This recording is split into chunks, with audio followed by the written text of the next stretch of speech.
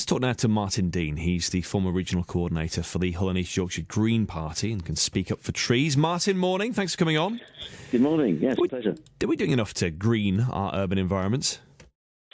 Well, no. As we've just heard, the figure for Hull is 0.2% in tree cover.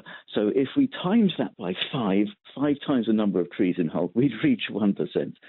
The national average is around 8%, and the EU average is 35%. So we're well behind. And of all the benefits of trees, including producing oxygen for us and taking in carbon dioxide and dealing with pollution and helping with flooding and so on, yeah, there's every incentive to plant more trees.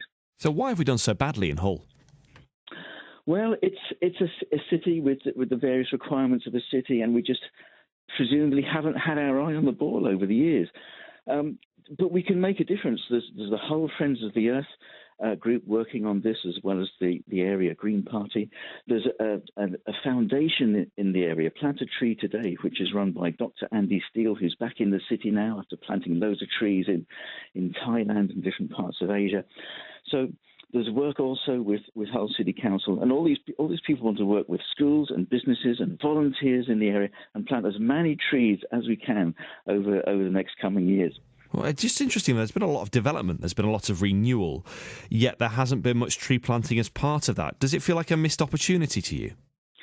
Yeah, I think it does. We hear about some of the times that the council or whoever takes down trees in the city, but we don't hear comparatively about the number of trees being planted. It's great to see that Jackson's Bakery have got a target for planting 200,000 trees in the city by 2051. And this is something that one Hull of a Forest project by Friends of the Earth wants to match and plant another 200,000 trees in the city. But if we did this as a city, if every family, for every member of the family planted a tree, we plant about 250,000 trees like that. So we could do it over the summer if we set our mind to it. Well, that's optimistic, and I admire your optimism. Why not? Yeah. How do we get trees into urban environments without them, how they complement an urban environment rather than becoming a problem? Well, we can see where trees are in our environment. We probably love our parks when we go through them, whatever time of year, but especially autumn, how beautiful places like the avenues or Garden Village look when you walk through them.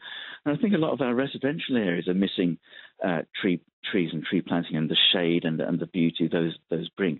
But we've also got 100,000 acres identified by the Woodland Trust back in 2007, which is when the last major planting happened in the city, identified as suitable for trees. And that's where hopefully a lot of these 200,000 trees that different groups are planning would go. Well, it sounds like there's a lot in the offing. Sounds positive. Finally, though, when you look at some of the new planning applications for new housing estates, not just in Hull, but all around our patch, you'll see these identical streets that have come off plan.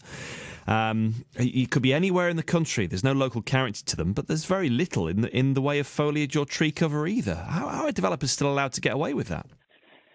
Well, do we have a regulation in Hull where house building needs 3 houses being planted for every house? And apparently we do that, which is something that the East Riding doesn't do. The East Riding's average for tree cover is higher than ours, so there's still very much an onus on us to address this question. And we need more trees in the city. This is it. We can push ourselves up this league across Britain. We can do it really quickly.